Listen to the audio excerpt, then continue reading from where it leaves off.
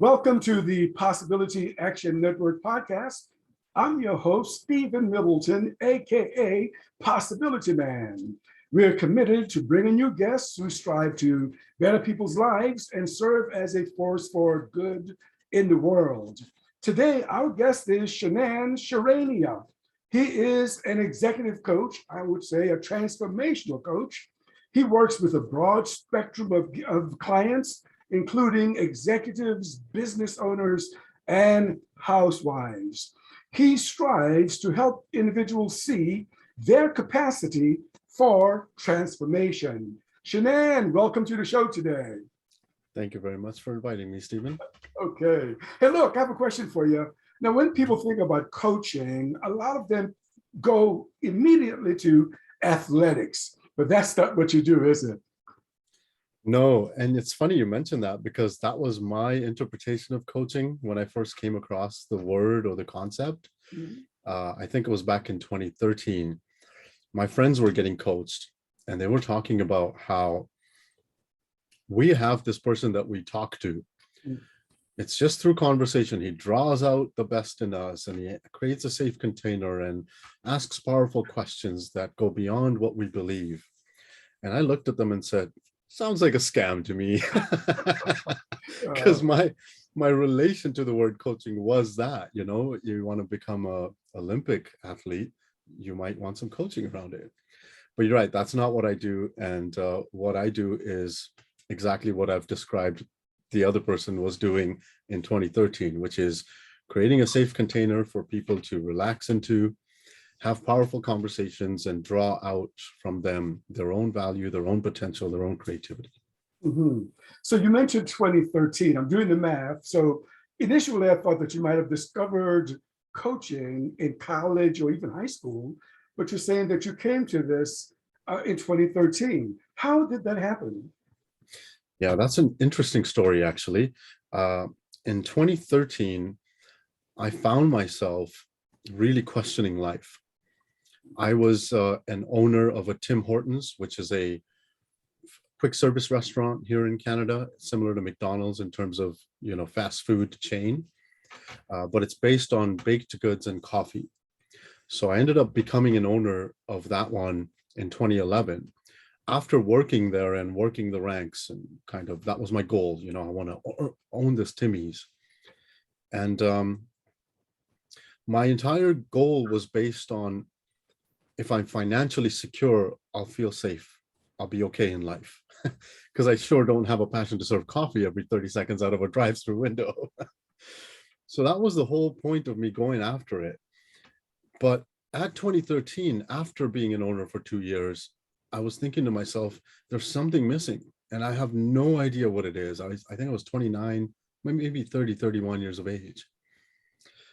And when I started questioning myself, it really came to this point where I had to admit to myself, I might not know how life works because I went after this goal and it's not fulfilling, it's not meaningful to me, and there's something missing. Even though on paper nothing was missing, the business was doing over $2 million a year and it was quite successful. And so, like I said, I had some friends that were getting coached that had a life coach. And that's when I got interested in what is life coaching and became really curious about it. And as I explored it, as I hired that coach, he helped open up some dimensions in me that were dormant, helped me see that I was really operating from a place of other people's values or other people's beliefs that I've gathered over time. And I had lost myself in that process. Hence, I was chasing money more than anything else.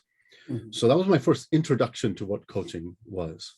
I see. So, a lot of people either listening to you or watching this show would say, oh, he came to coaching from business and that he has always been a very successful, high-performing individual. So does this accurately describe your life, your start in life? I would say no, actually. I am a grade 10 dropout. Actually, I have no education beyond grade 10, academic education, or grade 9 graduate, depends how you look at it. But I've never been somebody who has described himself as an overachiever or high performance. In fact, I always was struggling. I was always struggling to get to the next point or to achieve my goals or even be mediocre and average enough to satisfy myself. When I got into business, it wasn't about learning business. I didn't have this extent kind of desire. I just wanted to feel safe within myself. And upon investigating and sort of looking into myself later in life, I realized that the invisible, more unconscious part of me was always insecure. No wonder I wanted to feel secure, and finance just made sense to do that with. Okay, you mentioned something that strikes me. You said that invisible part of yourself. What do you mean when you say that? Yeah, so to me, I've come to see within myself that there's these unconscious parts of me and conscious parts of me. And I think that's very generically speaking for every individual, every human being, that we're running on these unconscious patterns most of the time. And they could be insecurity, they could be fear, they could be shame, there could be guilt, which I'm also familiar with my past. And I was just very unconscious to these being the driving forces in my life, in my mind. And therefore, I was looking for the opposite of that, which I thought what I would get from outside, finance or relationships or confidence, right? Building confidence, building resilience, on top of the already insecure, distorted personality that I was operating my life from. Okay. All right. So what's your approach to coaching? How do you approach, let's say, you work with a client. Yeah. What's your approach? Yeah, the approach has shifted quite a bit since I started in 2014. I would say right now, most of the time, the emphasis is always on grounding in the beginning. Like that is encompassing everything. I put a high value on getting people grounded. I put a high value on, grounding myself. What I mean by that is just basically how we're looking at ourselves, how we're looking at the world, and how we're looking at other people. And grounded really means just outside of married to any of the perspectives we might hold, outside of being married to our social images that we use to navigate the world with. If we're grounded, we have more perspective, we're able to see things more in a fluid way, and out of that comes solutions. Out of that comes creativity, lightheartedness, playfulness, and we just navigate ourselves better in life. Mm-hmm. I see. So I'm thinking about myself now. When I was in college, I was not a very confident person. That is, I did not know my potential to be successful. How would you work with a person like that? I mean, is this something that you can make them see, or is this something that you can invite them to see? Yeah, it's a great question, Stephen.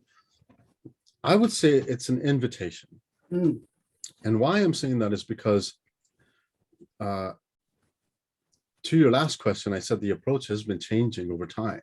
So I ran into this understanding. I stumbled across the understanding called three principles, which was first discovered and articulated in the world by a man named Sydney Banks. Mm-hmm. And the three principles was pointing to how our experience as a human being is created psychologically. So we are believing our thoughts, and we've become conscious of our thoughts. And that's what we experience. What we think is what we experience. We're not experiencing circumstance or situations or the past. We're just experiencing the current thinking that's running through our mind. And there's a power behind all of that. There's an intelligence that's universal, that is powering all of the experience that we're finding ourselves in. And so I have come to see that that is a truth, that is a universal truth for everyone. Mm. So if I'm considering that as a truth, even if I don't see it, then I invite people to consider that as well. Consider that you might be experiencing your thinking. And as your thinking changes, your experience changes. As your thinking changes, your emotions are changing. And therefore, if that's all you're ever experiencing, it's very liberating because you're not bound by your circumstances or situations or perspectives of your past or anything else, even of the future. In other words, you're not even bound by your dreams. Even they can change as thought changes. Wow. So Mhm. right? So if we're inviting people to see that, and usually I even tell all my clients, which they find really funny, I even start my speeches this way if I'm doing public speaking. And that is, don't believe anything I say, which they find really odd because we're coming to you with confidence that you have something to say that's helpful. Yes, but I would like for you to try and see it for yourself. Don't believe anything I say. So it is much more of a gentle invitation than trying to convince them of anything. I like it. Now, do you use the same approach? And I'm just thinking about the range of people that you work with. Maybe I shouldn't just assume this. Now, if a general laborer, a construction worker were to come to you and ask for coaching, would you accept such a person with that background as a client? Or do you look for professionals, CEOs as prospective clients? No, actually, I've worked with a wide range of people, as you mentioned in the bio earlier, as we started this interview. I work with the human being, not what they're up to. Okay. So I've worked with people that are scientists and CEOs. I'm working with a lot right now, CFOs, senior execs. I've worked with housewives, as you mentioned. I've worked with barbershop owners. Okay. And all of them, I have found, are looking for more clarity, right? Fundamentally, people just want to get more clear. And most of us think we're going to find it with a better strategy system or life hack or a better book or a better mentor. When in fact, if people just start to slow down a bit in their mind and they start to look at how whatever they're up to, whether it's construction, whether it's running a 60 or $100 million company, if they're looking at it with a certain type of thinking, they're going to experience that kind of image perspective. And if they can see that they can generate whatever thinking that they're looking for, whatever thinking they can generate for their experience to be different is in their power. So on that level, it's like, it doesn't matter if you're in construction, engineering, the medical field, you're selling print paper. It doesn't matter because you're looking at the fundamental person behind the business. So I work with anyone who's willing to look at themselves in a deeper way. Is your approach the same regardless of a person's background then?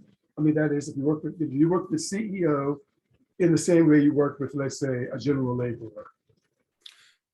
It's exactly the same on one level, in the sense that, I'm looking at a human being and I'm listening to them describe how they're seeing their issue, their problem, their obstacle. I'm not listening to them describing their obstacle. I'm listening to them how they're seeing their obstacle. So on that level, it's the same. Now, the art of coaching, I think, is to be able to relate that with which they're seeing, with whatever it is that they're seeing. So if somebody in construction comes up to me and says, here's what I'm facing, and here's the issues that I have, and here's the blind spots that I think I need to work on, and here's the obstacles I'm facing. Well, the art of coaching would be to relate their life and their circumstance to however their thinking is, and relate their thinking to how the nature of thought works and how their mind works. Okay.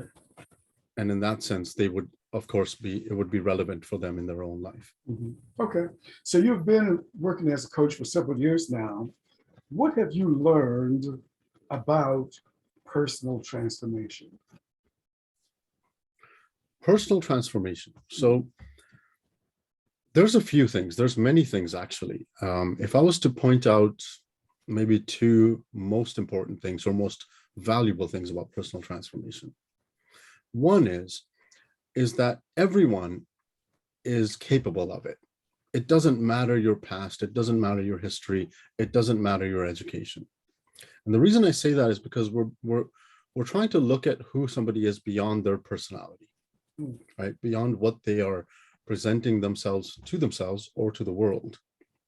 Like, who are we as human beings, and where does our experience come from? And is that, does that have the potential to create a completely different experience? And the answer to all of that, and as I see it, is yes, is a complete yes. And there's a very simple answer to that, why that would be a yes. And it sounds very, very simple that most people don't want to look at it. It's because thought changes.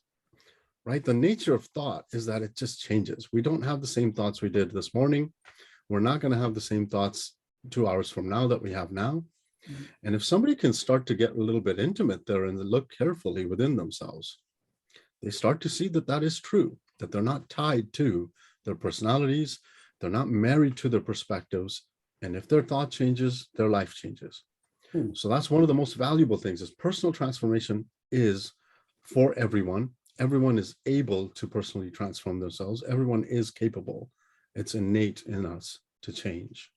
Wow. And the second piece is personal transformation can be scary. Okay. That's what I've found with myself as well, you know. And one of the main reasons is because we're not so much scared of what the unknown is about, right?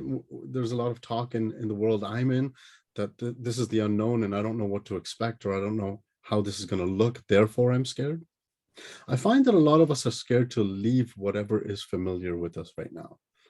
Like we're so accustomed to being the way we are. We're so accustomed to seeing the world as we see it currently, or we're so accustomed to the values and beliefs that we have been carrying for so many years that we feel it's a part of us and our identity. And it can be scary to leave the known rather than being scared of the unknown. Because in a very simple way, how could you be scared of the unknown? It's unknown. You don't even know it. How can you be scared of it? Right.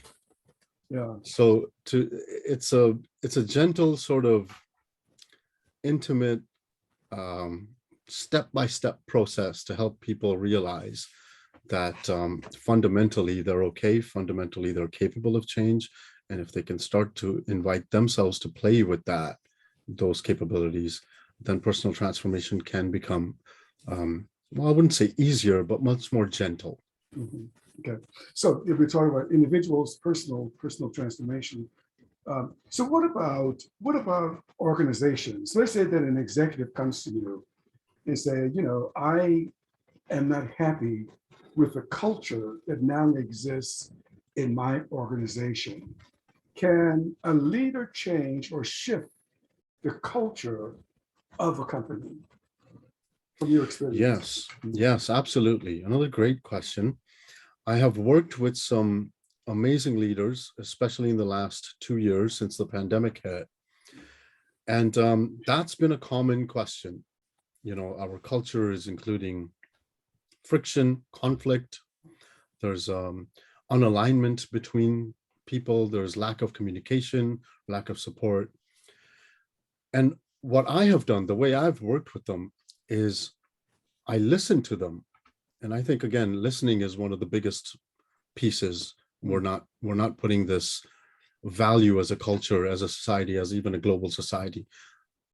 I listen to them, and when I'm listening to them, most of the time I'm hearing them explain the symptoms of what's going on. So they can very well describe the visible. There's conflict, there's lack of morale, there is a lack of communication. My people are overstressed. So to me, those are all symptoms, because where is it coming from is a much more valuable inquiry than what to do about it, or how to adjust that, or how to shift that. And why I'm saying that is because I'll give you a real life example. I worked with a CEO. He had a director in his company, and the director had his own team. And the CEO said, can you work with the director, because he has a lot of disconnect with his team. There's a lot of conflict, there's a lot of stress, and a lot of his team members are just not communicating with each other, which is, of course, has its own implications negatively across the board. And so when I'm speaking with the director, I'm finding that he is getting overstressed and overwhelmed, right? But to him, it looks like it's coming from the culture that's presented, that's already in place.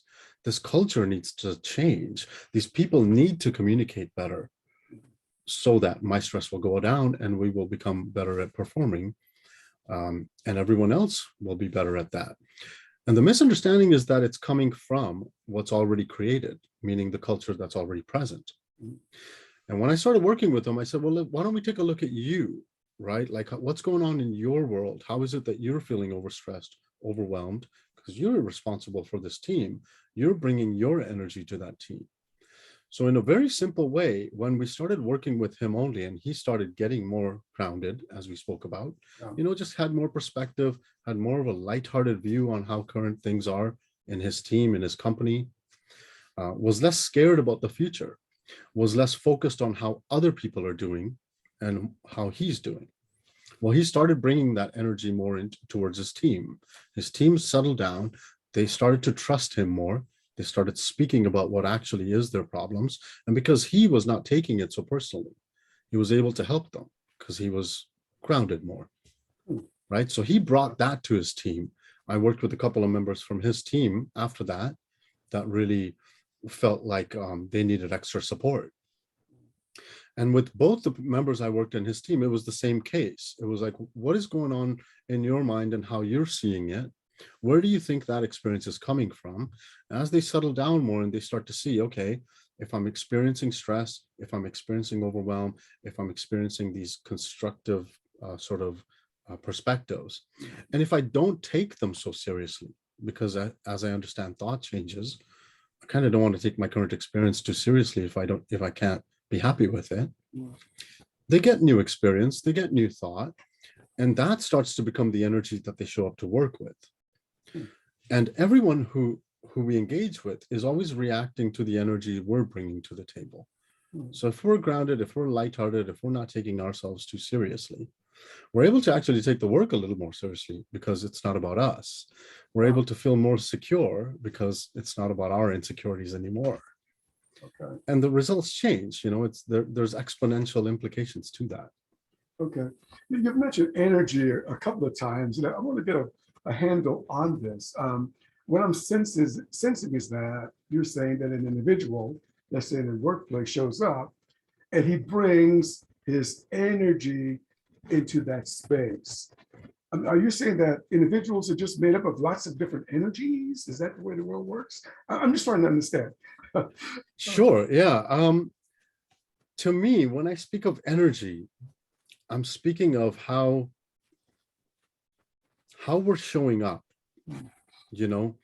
So if I take my own example, if I'm stuck in some anxious thinking, for example, that's going to be my energy. My energy is going to speak before me in every room that I enter. If I'm anxious entering that room, no matter how much I act to be happy, excited, interested, that anxious energy is going to be felt by the room and the people in the room. There might, there's something off with Shenan, they might say. They might not even know what it is, but they can feel it. Whereas if I'm lighthearted, if I'm spacious, if I'm feeling okay, if I'm not anxious, if I'm feeling confident, for example, I walk into the room, same idea. That energy is going to speak before me. People are going to feel me. Oh, this guy, he's alive.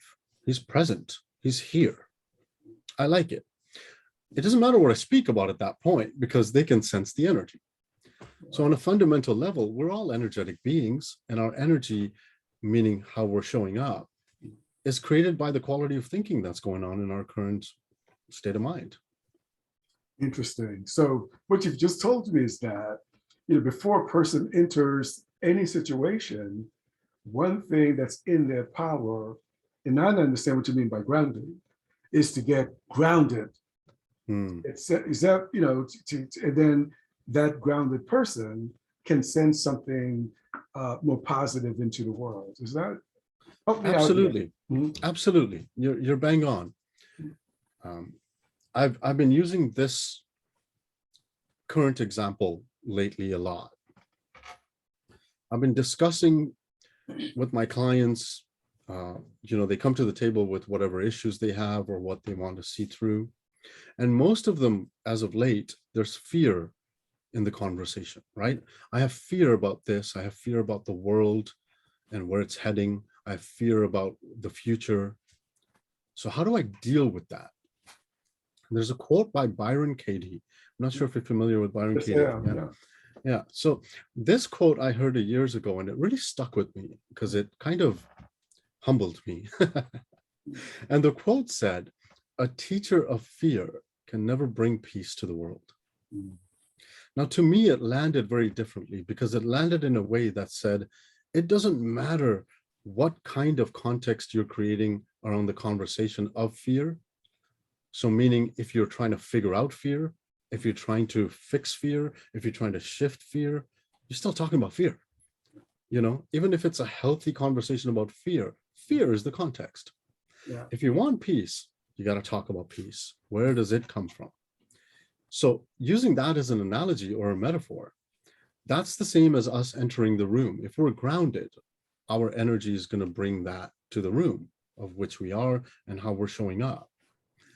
And people are going to feel that. That sets up the foundation for the conversation, the context, the interaction between people, whether that's one-to-one in a family setting or one-to-many in a business setting. If you're peaceful, if you're feeling good, confident, you have this alive energy, you're excited about the day, that's how you're showing up, and that's going to create the context of the conversation. Yeah. Oh, wow. You know, I was just having a conversation with a small group of individuals today, and I'm gonna get severe with this. And we were talking about the world, and this person happened to have been, you know, from Norway. She lives, no, from Ukraine. She lives someplace else now. And when she talked about Putin, she said he has a lot of anger in him. You know, the whole conversation kind of shifted in a certain way. So let me make sure that I'm not trying to represent what she said, but I'm trying to understand what we can take into a conversation. Yeah. So at that point, then maybe what I experienced had less to do with Putin than what I was sensing, and this is not to make her wrong, about what was placed into the room. Can we do that? That is another example. I'll come back to this one. I hope that I'm making sense here. Yeah. I was at a family gathering and someone walked into the dining room and they were angry about something and then threw bottled water onto the table. So once again, it was less about what was happening in the family, but what that person brought into the room. So what my question to you then is that, I mean, there are a lot of controversial issues in the world today. Is it the person? You know, you can have a good intention, but you can take some angst into the room whereby you want to engage a conversation to try to find a resolution. That's a little kind of alluded, but I hope you have enough there to talk with me about that. Or ask me a question if it's not clear. No, well, I'll tell you what I'm hearing in that. What I'm hearing is, do we have the power in how we show up? Is basically what I'm hearing. Yeah. Right. That's it. Right. So fundamentally, the answer is yes. We all have the power in how we're showing up. And I have found that most of us, I'll take my own example. You know, I use my life as a laboratory and my past as a laboratory for many reasons. One of them is it really humbles me to always look at my own mistakes. And the second reason is it's a perfect way of seeing how experience shifts. So do we have the power to show up the way we want and sort of influence our environment? And again, that's what I'm hearing you asking. So if that's correct, the answer is yes. Most of us think that happens by fluke, or most of us think that happens by an external agency, or most of us think that we need to set ourselves up that way so that we can bring ourselves that way. And that's a lot of work, right? Because it doesn't always work out that way. No matter how much you try and set yourself up a certain way, you don't know what thought is going to enter you 5 minutes from now, and it could really left hook you, right? So I can present myself a certain way every day in a confident, very excited manner. And I could pick up the phone and it could give me some really bad news about my family, God forbid, and that could shift everything. And all of a sudden, my energy is completely gone. In a more sustainable way, when people start to see that their personality, our personality, my personality, is made of thought. It's made of the energy of thought. And thought, it shifts all the time. So if I'm not relying on my personality as the center in which I'm relating to the world with, if I'm not relying on my current thinking patterns, no matter good or bad, to relate to the world with, then I have more access to the intelligence behind life, right? So Sid Banks talks about this order of knowledge, a full order of knowledge that's available to every human being called wisdom. And that wisdom is not personal. It's not through personality. It's beyond our personality. In fact, when we're not so tied down by our personality, we're able to access this thing called wisdom. The mystics and the sages of the East have been talking about it for thousands of years. Jesus Christ talked about it, right? They all use different words and, of course, their own ways of expressing it. But if we can rely on wisdom, if we get a sense of it, if we get a little glimpse of it, even if it's a very dim glimpse, that there is something beyond ourselves that can provide us new thought, new creativity, new ways of being, whatever we need is available through wisdom, impersonal wisdom in the moment, then that is something we start to rely on more. And that is what shows up in the room more than our personality. And in fact, that even knows how to navigate our personality at the correct time and place.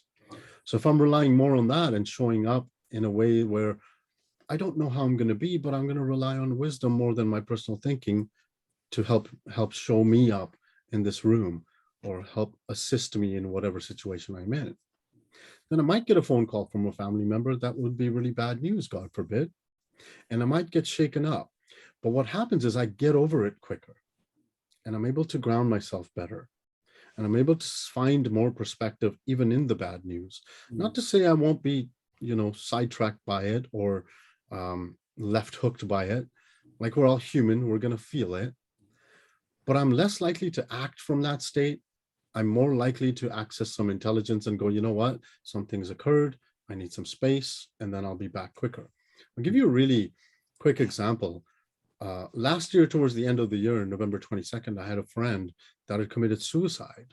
And that came out of the blue. I just couldn't see that person doing that to themselves. Their family couldn't see that happening. It just didn't seem like the person that would do that, as we know them to be. And it really shook me. I was about a week or 10 days. I was like, wow, that's rough. Like, I don't like this, we go through all the grieving feelings. But a week and a half later, about 9 or 10 days in, I found myself resetting. I found myself getting back to neutral. And I attribute that to fully embracing whatever experience was going on without making too much meaning out of it, without trying to project it on what it might mean.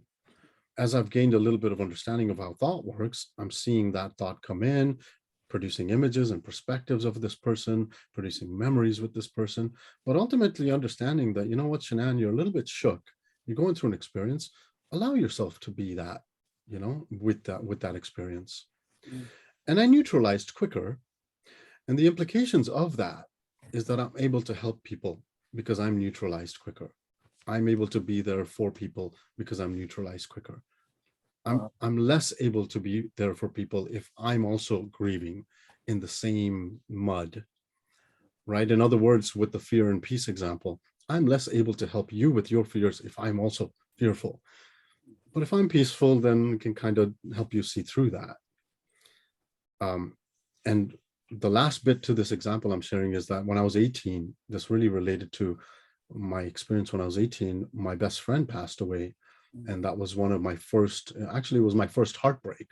I just didn't see that coming. It threw me into a deep spiral of depression. And I tried to make sense of it and I was really blaming myself in so many ways. I wish I could have done this, or I could have done that, or it took me 13 years, Stephen, to get over that death. Wow. Yeah. And I realized, wait a second, he's gone. I'm the one hanging on to it for 13 years. And so one of the many, many, many implications of understanding how experience is formed inside of us is that, for me, it was that as an insight to go, wow, I made so much meaning out of this death when I was 18. I hung on to so much of it that I brought that into my world, into my life, into all the things that I was up to. And it distorted things for me because I was always somewhat guilty of what? Of something I made up about this death. Whereas on November of last year, I understood that something has occurred. It means nothing. My mind is going to try and make meaning, but if I can sit with that and let it clear out, it took literally 10 days for me to neutralize again and come back to life. Wow, that's enormously powerful, because what I just heard you say is that the insight that led you to neutralizing that distressing thought came from you. Yes. Yeah. So, I mean, I could have told you that, 13 years ago or when you were 18, Yes. but maybe you wouldn't have heard me, but you heard you. That's enormously powerful. Exactly. So where does this, so let me roll back. Does every individual have this capacity to gain an insight around a subject that they may find distressing? Or Yes. was this unique to you? Yes. Another great question. And I want to be very clear. The answer is absolutely yes. Everyone is capable.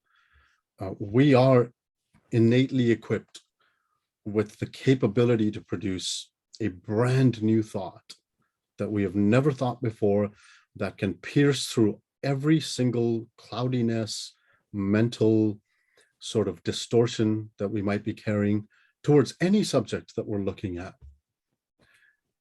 And I think over time, we have misunderstood, or we've been taught in a way that has been interpreted that only a few of us can do this. Only a few are available or connected to this order of knowledge, as I said earlier, called wisdom. But no, we're all connected to this, innate kind of space within us where everything comes from. So all one needs to do is to start to look more within themselves. And as you mentioned, I had this insight when I'm working with people and they get slowed down a bit more and they get reflective and quiet, their mind quiets down a bit. That's in the quiet chambers of the mind, we can hear the nudges of wisdom. We can hear the whispers of new thought that can come through.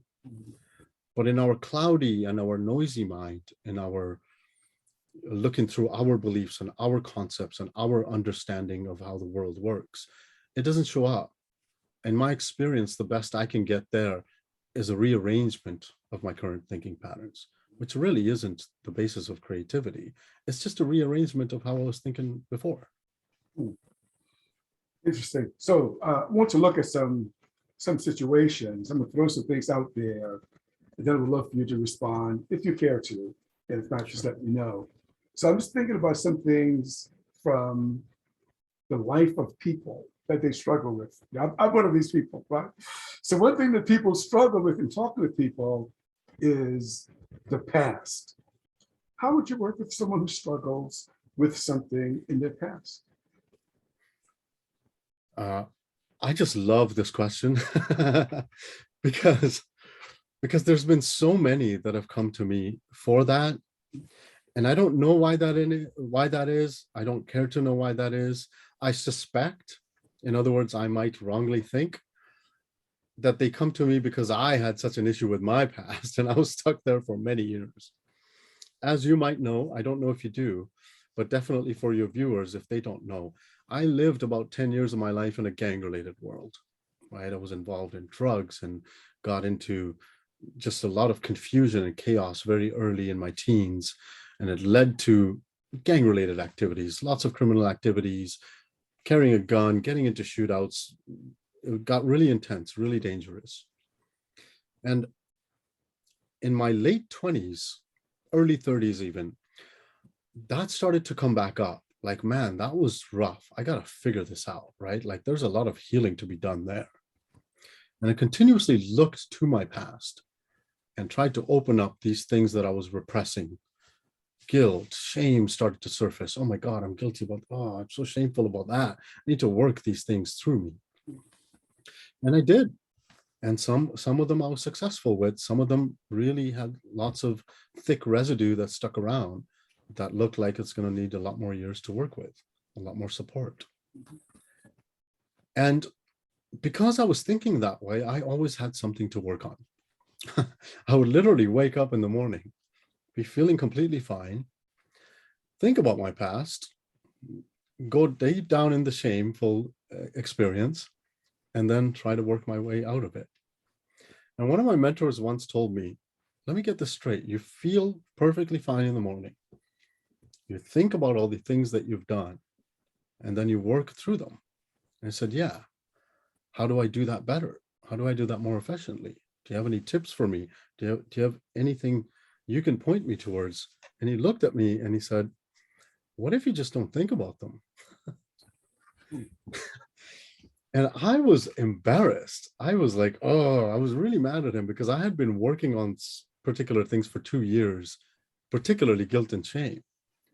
And when he said that to me, it just struck me, because what he was really saying is, as you think about your past, you're bringing it into your current reality. Your past does not exist. You can't take anybody there. Your thinking about the past can be done right now. But if you don't think about your past, there's nothing to heal about your past.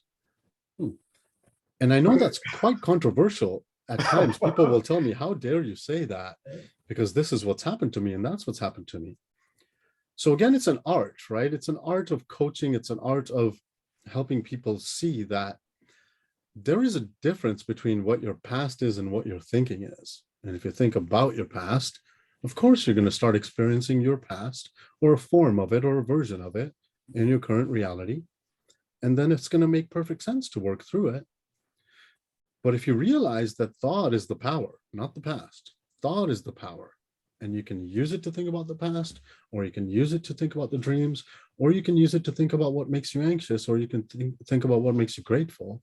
Thought is the power.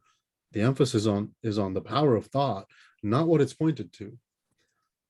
That's when you're in full control. You're not victimized by your past. My past still comes up. I've done some pretty crazy things that I'm not very proud of. And now that it comes up, sometimes it sort of hoodwinks me, and I find myself in this really negative feeling or negative state of mind.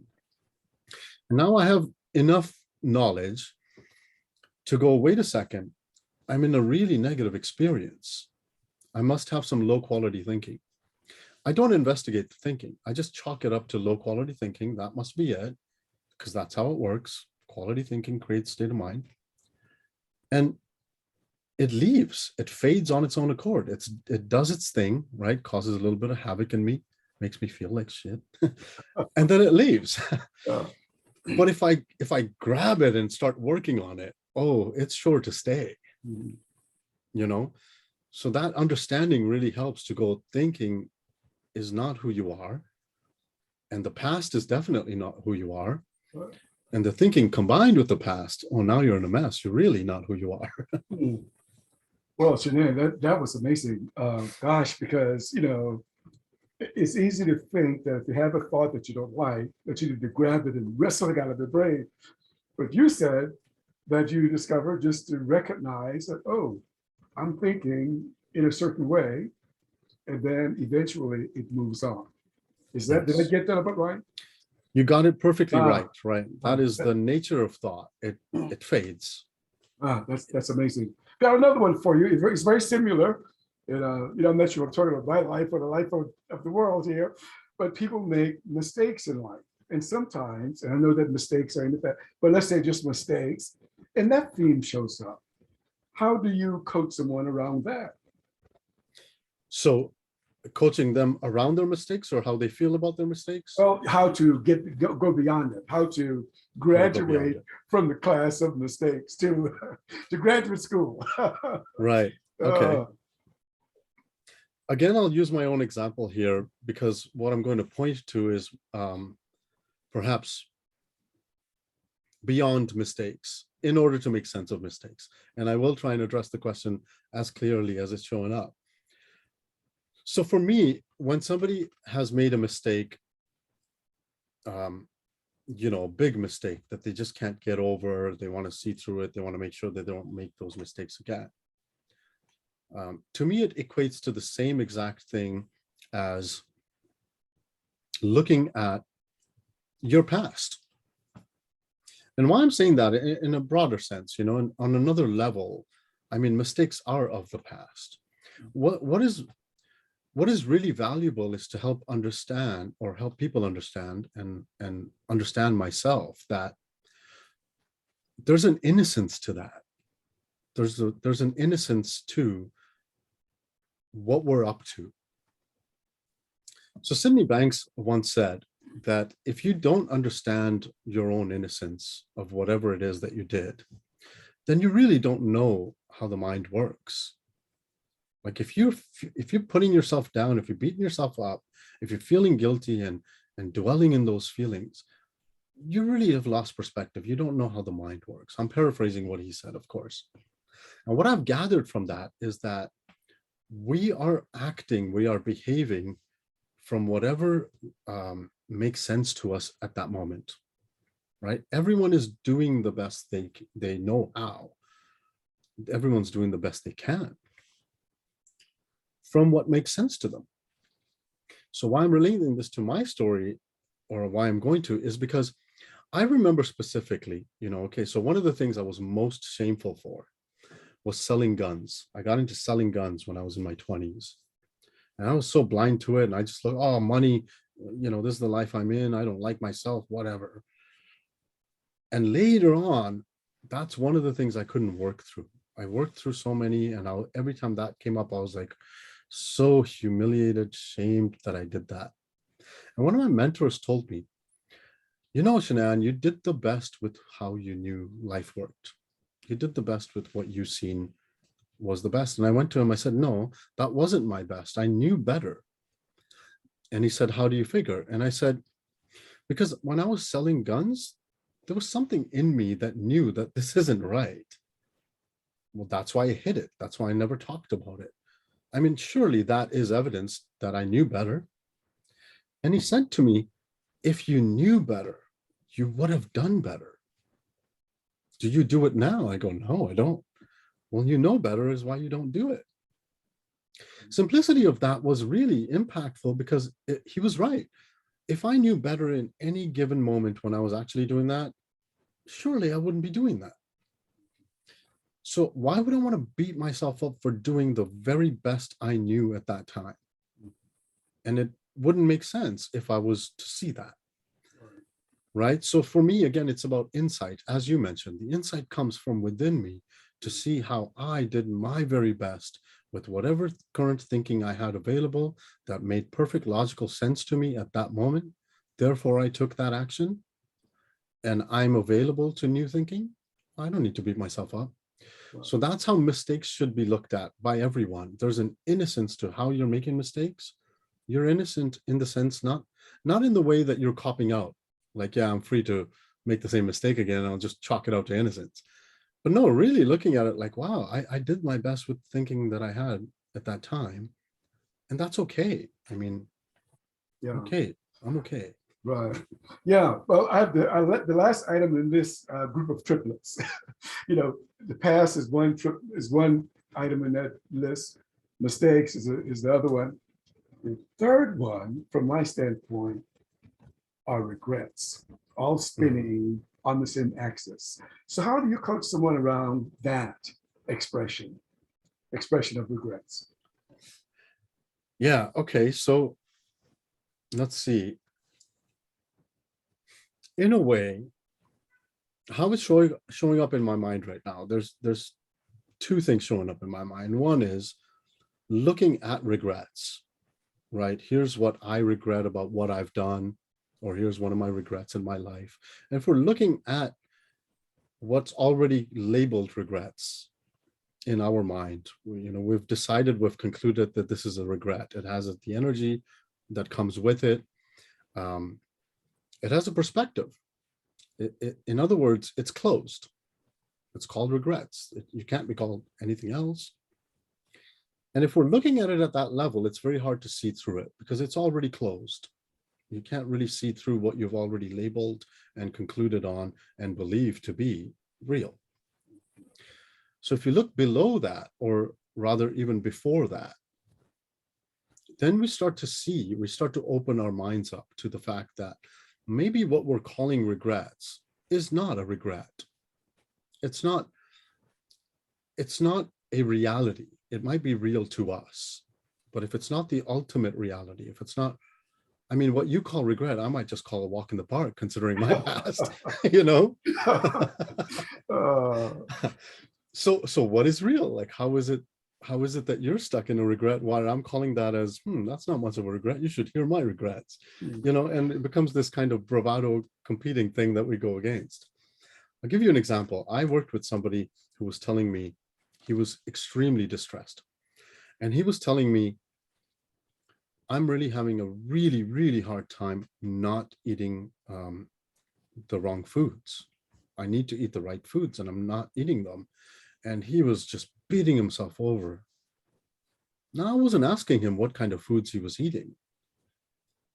But at one point he mentioned that he dips into chocolate twice a week.